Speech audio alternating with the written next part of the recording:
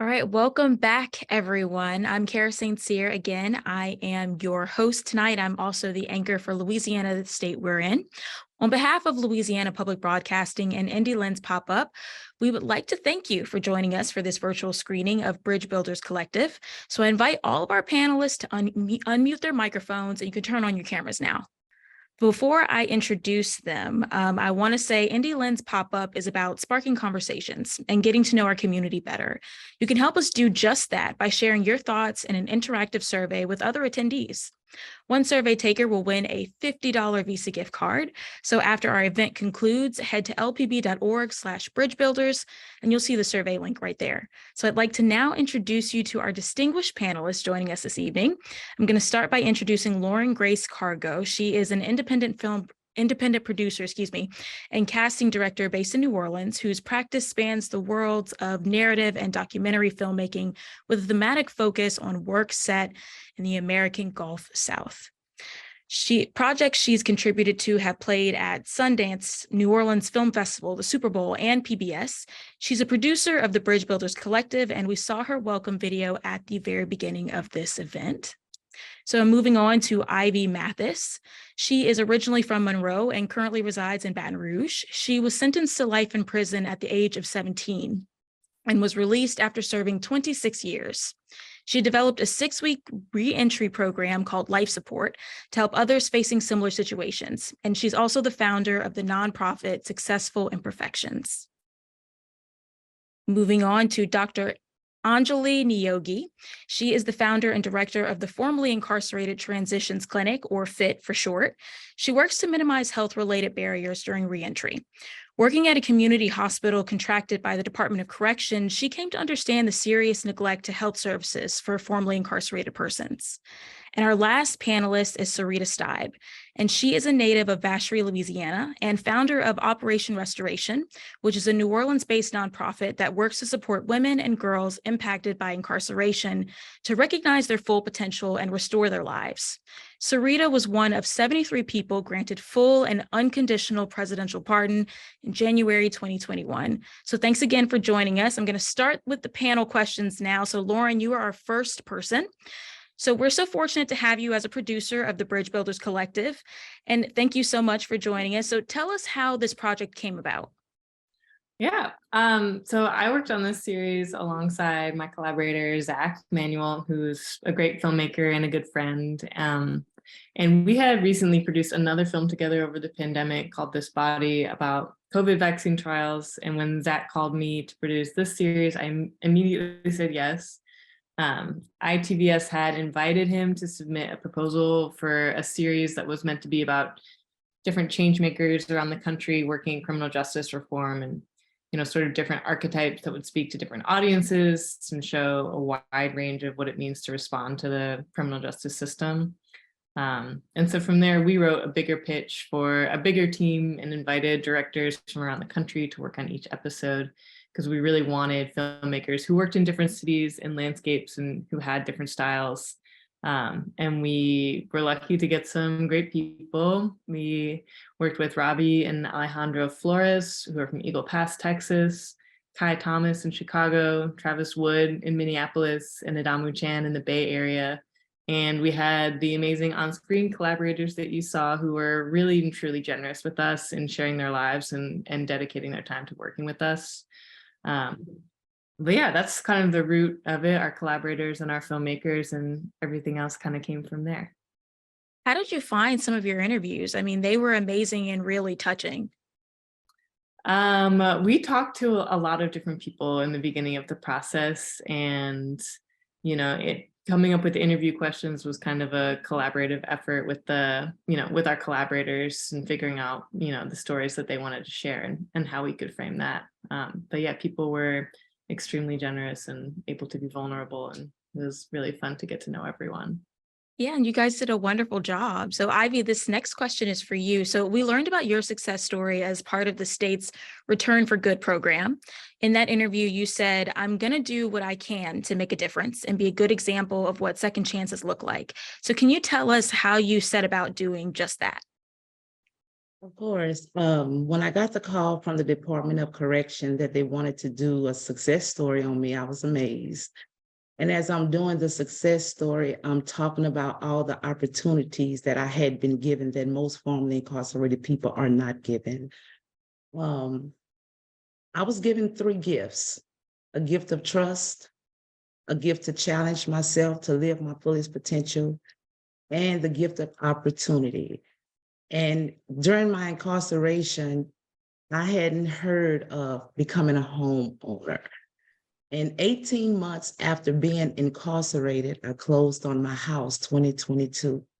And being that this happened, I felt an obligation to the women that I left behind so they would know about these programs and what was possible, because returning back into society, there are so many barriers that we deal with. Women are coming home having to work two jobs. There's an issue with housing, paying application fees, being denied apartments. And here I was closing on a home. So I felt it was important to be the example what second chances can look like, not released to struggle, but released with an opportunities to be successful.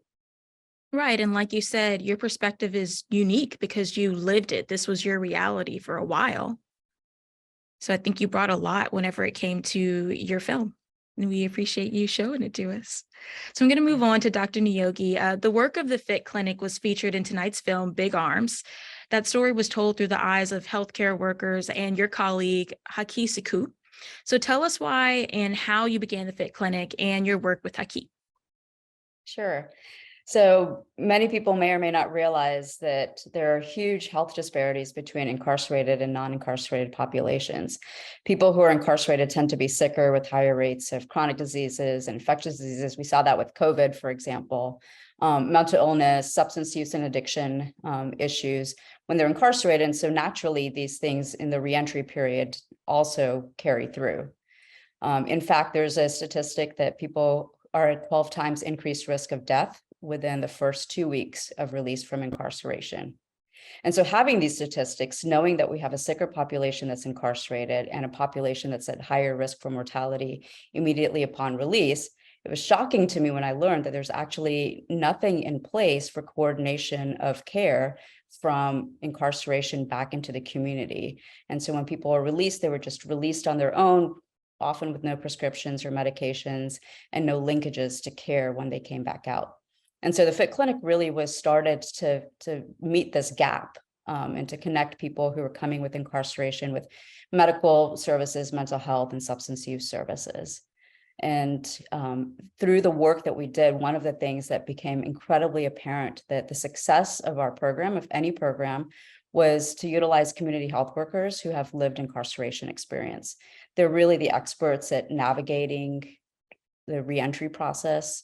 They also, their shared history makes it so that they can relate to our clients much better. And that helps us to engage people in care and retain people in care once we do get them. Right. How long did it take you to compile all of that research? Because you're telling me things that I've never even heard of. I didn't know that, an incarcerated person was more at risk for, health problems. How did you find all of this out? I've always worked for a contract hospital for the Department of Corrections and have taken care of people who are incarcerated, and I've seen people presenting with much later stages of illnesses from cancer to cardiovascular disease.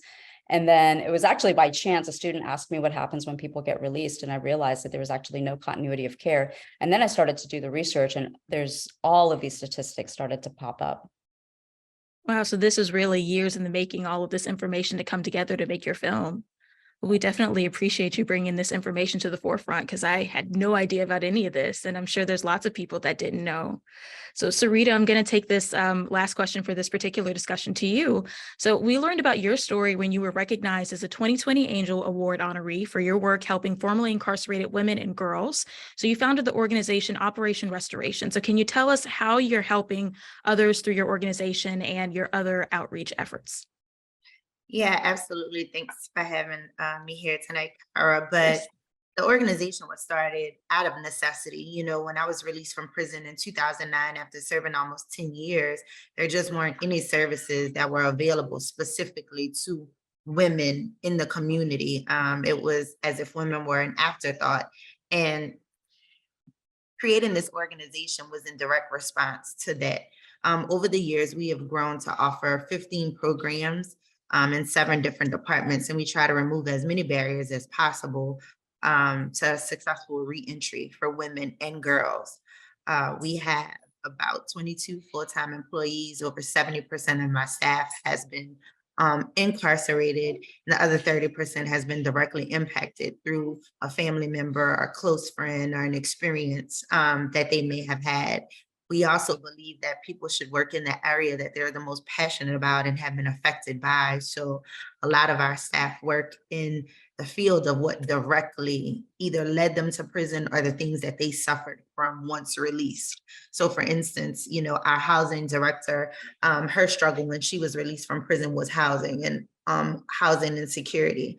The woman who runs our bail fund, she said that the first experience that she had being incarcerated came at the hands of not having enough money to bond out. So she pled out and essentially paid with her life. So we do believe that people who are addressing issues, even though we all have been incarcerated, myself, I would have no right or bearing to run a program that is focused on currently incarcerated mothers, and I didn't have children when I was incarcerated. So a lot of our programming is framed to be led by people who have been impacted in that way.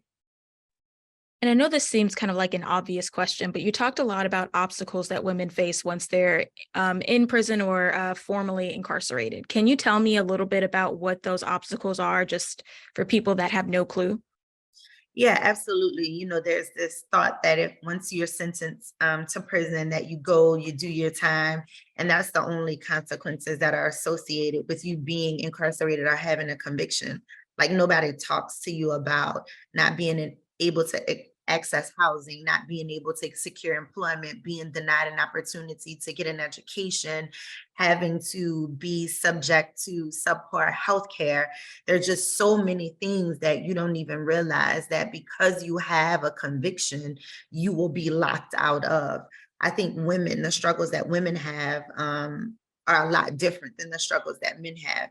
80% of women who are incarcerated are mothers of children under the age of 18. So there's a lot of family reunification that has to happen. Women have lost custody of their children.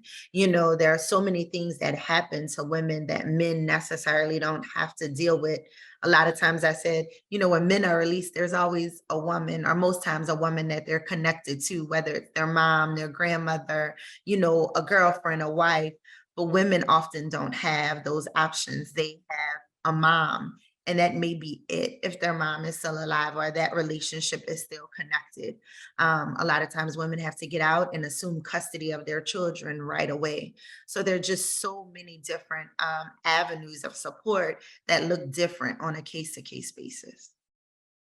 Right. It seems like an extremely unique problem. It's very unique to women that are coming out and trying to restart their lives over from basically scratch. So thank you so much for your perspective. So Lauren, I'm going to come back to you. So your approach to filmmaking is to give voice to the uncelebrated uniqueness of the human spirit, which I love that quote. What drew and you and your director, Zach Manuel, these particular stories in the collective, I mean, what was your approach to storytelling? Yeah. So in addition to being a documentary producer, I'm also a street casting director. And I work with a lot of people who have little to no acting experience. And there's kind of a fun overlap between those two roles in terms of, you know, how much interviewing and listening you get to do. But meeting our collaborator, it was really different for every episode. We did a lot of outreach in the first couple months, just cold calling essentially people and reaching out. We talked to politicians, we talked to lawyers, we talked to a lot of justice impacted people who now work in reform, activists, violence interrupters, a whole bunch of people. I even talked to Sarita at the beginning of our New Orleans episode and did a little interview with her. And it was really fun hearing about Operation Restoration then. And yeah, some of our directors like Kai, she already had a relationship with Trina and she knew she wanted to do the episode with Trina. and Adamu and Nia already knew each other, and Adamu really wanted to work with her. We really wanted to do an episode around mutual aid and sort of draw the parallels there between, reform work, and Community Aid Network was very open to working with us. We also talked to different local organizations who recommended people. We met Haki and his coworker Danielle through Vote, Voice of the Experienced in New Orleans, and they recommended them as people who should be highlighted. And then in terms of storytelling, it was really important to us that, our participants, our on-screen collaborators, we wanted them to be active in the rest of the process as well, and to have a lot of their feedback. And like with Haki and Big Arms, we talked a lot with him about, what his goals were for the episode, and like what scenes that he wanted to put in the film. And, throughout the process, we would show different rough cuts. And at one point it was, we showed a rough cut and with Haki and Danielle and Anjali, and, we kind of came up with the idea together to have another scene with Daryl that you see. And, that's kind of the best part of the film. It really shows like the power of the fit. And we try to do something similar to that in all of our episodes, and make sure that the people that we were working with were active in the filmmaking process, and being, have them as the authors of their own stories, since, there's no one, like, they're the best experts on their own lives. And the series is, really obviously all about them. And we wanted our process to reflect that as much as possible. Right. And I think you definitely, I'm going to go back and read the quote again. The uncelebrated uniqueness of the human spirit. I think you guys definitely captured that. And I think that's a wonderful quote.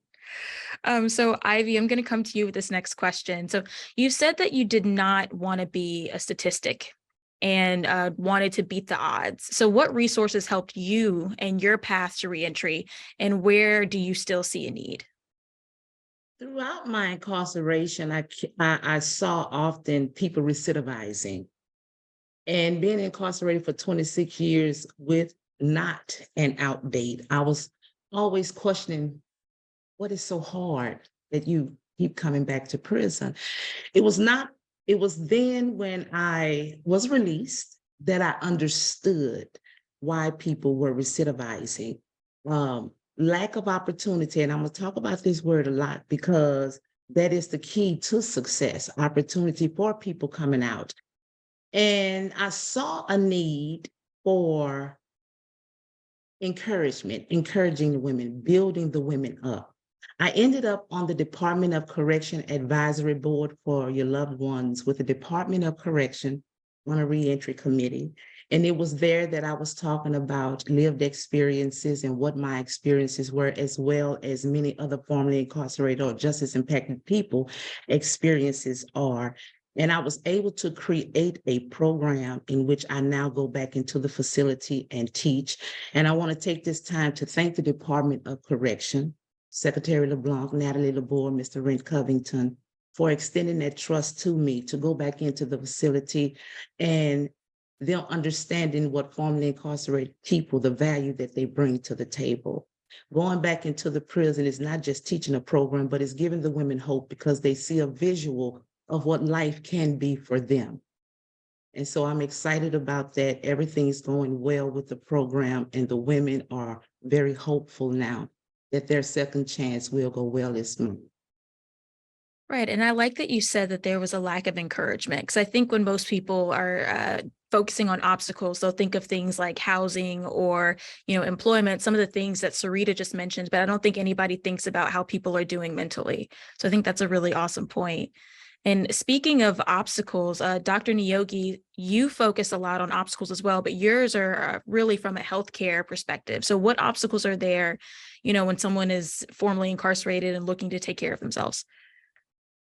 Yeah, so one of the most immediate obstacles is really insurance. So there is something with Medicaid and Medicare called the Inmate Exclusion Act, which means that if someone is incarcerated, their Medicaid is in our state suspended.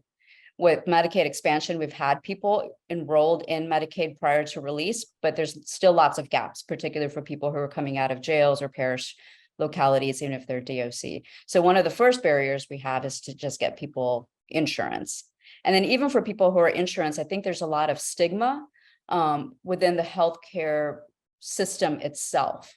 And so stigma about people who are incarcerated, and then combined with trauma of healthcare experiences within incarceration that people are bringing with them, really creates these barriers of accessing, even if you have insurance, really deters people from seeking healthcare. And that's why, our community health workers, Haki and Danielle, are so instrumental, because they really are able to bridge some of that gap and provide that trust to say, this healthcare system's a little bit different. They really care about what's going on.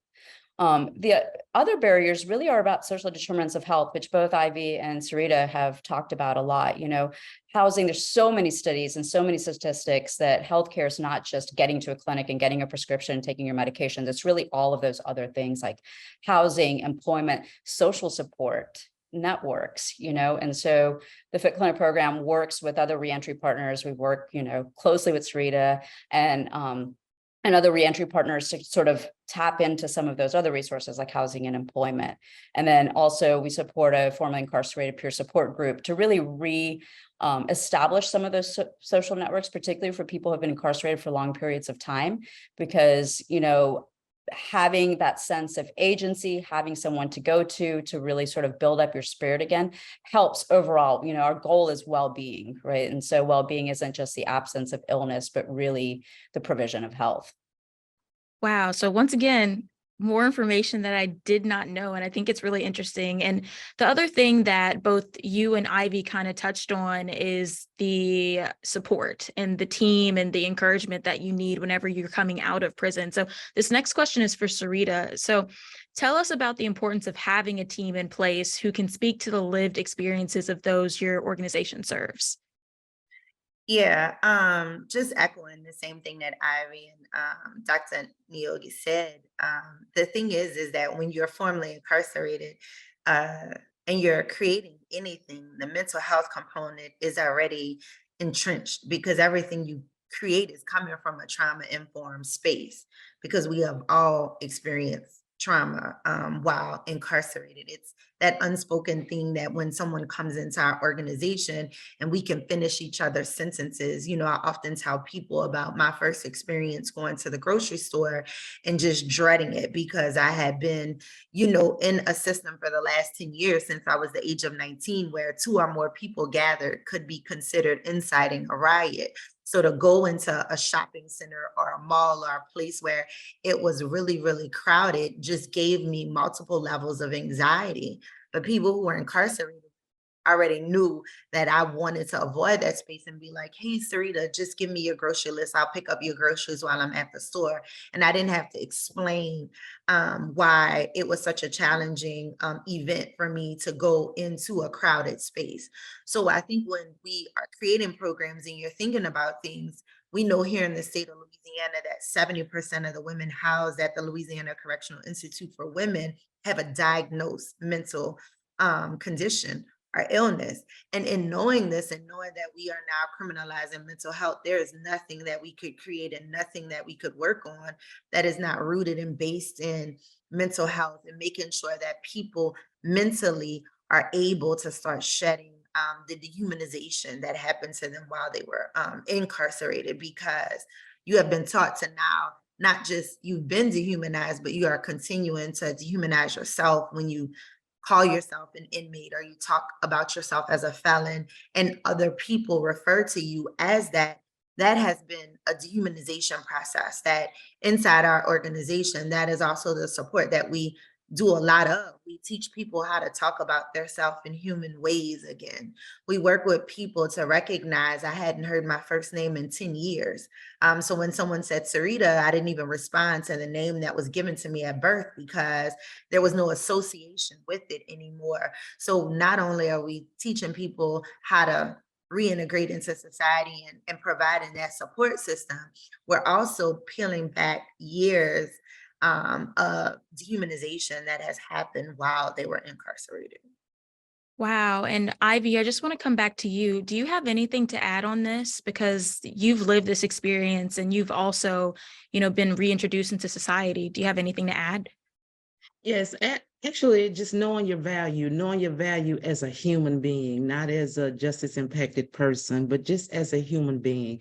And knowing that one of my struggles were, when I came home, how society was going to view me, how society viewed me, but given the support system that I had, those people, they welcomed me in their homes and they loved on me and they showed me another side of caring that I had not been exposed to. So with those people being in my corner, my supporters, that helped me to understand my value as a human, and knowing that they were not judging me just helped me excel even more. So you mentioned justice impacted person. So that's the term that is preferred. Yes.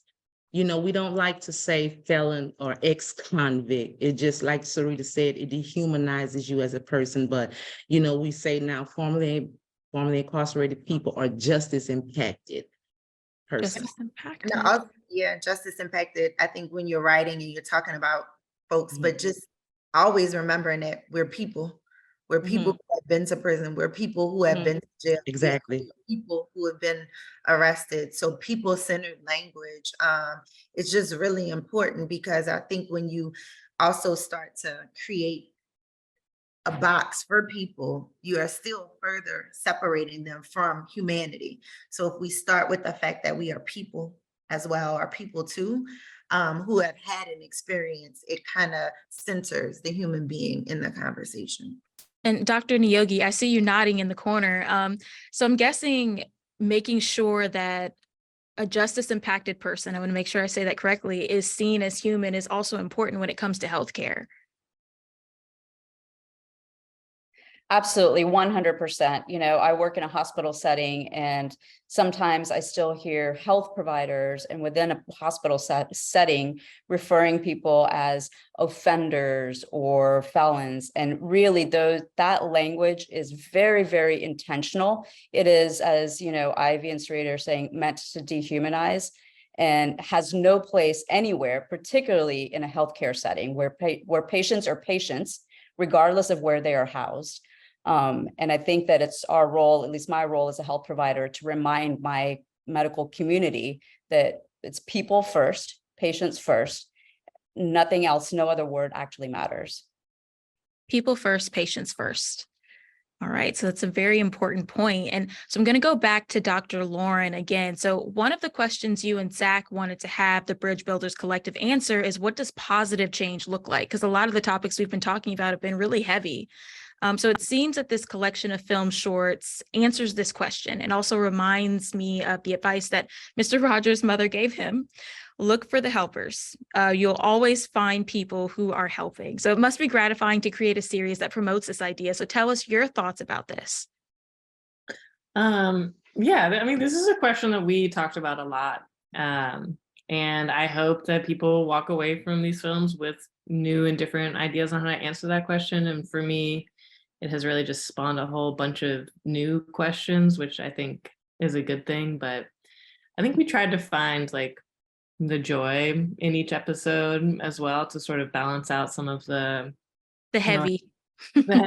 Yeah. And, our goal in the beginning was really to, in some way, expand how audiences might think of at all or define what is systems reform and what is your own relationship to the justice system, because I think, mass incarceration is something that we all live with to some degree, whether you have lived experience or not, it does affect everyone. And I think we want to just try to sort of make people think about that, and like in having all of these different types of people who work in different ways, sort of like at chipping away at these inequities to sort of show that there are a lot of different ways that you can interact with reform and make it personal to your own life. Because everyone, all of our participants, their stories are very personal of like why they interact with it, and the ways they engage are very personal. And I like that Mr. Rogers quote a lot. And there are a lot of different ways of helping people, and it was gratifying. And I hope other people, find it gratifying to think about. And, sort of the intention was in the beginning for each episode to represent a different facet or skill or way of helping. And, ITVS really has this broken down in a cool way in their discussion guide. And Jennifer is kind of a champion of policy reform, and Haki is, a guide for folks who are navigating reentry, and Nia is a convener to bring communities together and keep communities together. Trina is an expert and data scientist, and the community aid network, everyone there is like really a giver. But truly, I think that everyone is all of those things, and they embody different parts of what it means to help people. Yeah, I don't know. Does that answer your question? No, I think you answered it perfectly. I just wanted to let the audience know that we're extending the event by 10 minutes. All right, so I have to move on to Ivy, but that was a beautiful answer. So what is something you want justice impacted people who are reentering their communities to know? Ecclesiastes 9 and 11. The race is not given to the swift or the strong, but to the one who endures. Giving up is never an option. When the opportunity does come where you have an opportunity to excel, embrace that, because opportunities are given far and few between. We're working on establishing spaces where we can come together and just heal. And it's not easy. There are barriers, there are obstacles that are obvious, but we're working on having those removed. But until then, giving up is never an option. Know your value. Even as being a justice impacted person, know your value, and you don't need anyone else to see that but you. Thank you. Thank you. So moving on to Dr. Niyogi. So what have been some of the most important and successful healthcare stories that the FIT Clinic has helped make possible? And I feel like our clients all are so remarkable. I think I'll start with the first person that we served and one that more recent one. So, a lot of times people will tell you when they're incarcerated, medications get thrown at them. There isn't a system where people are actually listening to what are your medical conditions and going through the robust differential diagnosis that we would do maybe in community health settings. It's just one piled on top of the other and piled on top of the other. So one of our first clients that came out, and he was on 16 different medications that were all reacting and compounding on top of each other. And this poor gentleman felt terrible, understandably. And so, we were able to weed through a lot of it, get him down, initially down to 3. And then we're able to support him with some job training and got a job. Now he's down to 1. It's very successfully working. We're kind of trying to figure out ways to work together. And then one of our more recent clients was someone who went in at the age of 17 and came out at the age of 80. And so had spent that entire time incarcerated. And so now we have an 80-year-old gentleman with all of the health problems of an 80-year-old person. And so helping him get connected and feel well, but then also learning how to live out in society. I mean, we have cell phones. How do you go to the grocery store? There's just like automatic checkout counters, and so Danielle spends so much time just helping this person navigate life, and that's it. And now he is living independently. He feels well. He goes out. He comes and speaks to our students. I heard he was dancing recently, so I'm really excited to hear some of those stories. Yeah, I definitely can't imagine, losing that many years and trying to get reacclimated to society. So Sarita, I'm going to come to you for this question. We're getting close to the end of our time. So are there any narratives around justice impacted individuals that need to be reframed? Absolutely. I think that, there's this notion that people who are incarcerated are somehow unintelligent or uneducated, are incapable of making decisions or adding any type of, value to things that are happening to them or are happening in the community. And a lot of times what people are just leaving out of the equation is that most people end up in prison because of trauma, untreated trauma, things that have not been addressed throughout their life. I know for myself, prior to going to prison, education was never really an issue for me. I did really well in high school. I was in college. I was in the military. My major was physics. School was something that I always excelled in, but the trauma was untreated and showed up where I ended up in prison at the age of 19. So to be released from prison and being looked at as someone who is only able to do a certain type of job, or I only deserve to contribute to a conversation about laws or things that are happening only by telling my story and what happened to me, but not in a meaningful and substantial way, is an unfair assertion to have of people that are formerly incarcerated. I work with formerly incarcerated people all across this country on policy and legislation. One is an endocrinologist, one is a post-bac, one is the first formerly incarcerated elected legislator in the state of Washington. We have so much more to offer to conversations than just our stories. We are professionals, we are business people, we are entrepreneurs, we are some of the most intelligent people on the face of this earth, and people have to start understanding that not only should we be talked about, but we should also be leading the way in creating policies and narratives that are truly reflective of this population as a whole. That's why it's so important for me to participate in the legislative process. I do a lot of policy and advocacy work and have worked toward passing about 17 pieces of legislation across the country. That is why I ran for US Senate last year against John Kennedy, because we have a responsibility to say that we are so much greater than what happened to us and the experience that we have. We have so much more to offer. And there's a big push around narrative work that has to happen around people who are actually incarcerated, and the value and validity that they have in society once they're released. So I think a lot of the work that a lot of us here do, I know in all of our ways, is narrative work and changing the narrative around what a formerly incarcerated person, justice impacted person, someone who's been to prison, jail, actually truly is, and where our values lie. So thank you for the opportunity. I'm sorry. It's okay. Well, we are out of time for questions. Thank you so much, all of you, for joining us and telling us your stories. I've learned a lot, and I know that the people that were watching have also learned a lot. So I really appreciate it. But before we wrap up, I want to invite each of you to share final thoughts, perhaps on topics we haven't fully discussed. And keep in mind, we don't have that much time. But still, if there's anything that maybe you wanted to talk about that I didn't bring up, now would be the time to say what you want to say. I just want to really echo what Sarita said. I work in multiple different institutions of higher learning institutions, medical institutions, and there's a narrative that the degreed person who has studied something through an institution really is the expert. And I will tell you that the work that we do, it does not come from an academic PowerPoint presentation.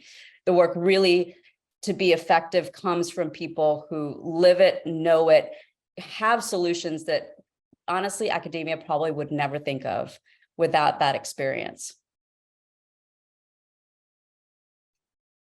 Anybody else?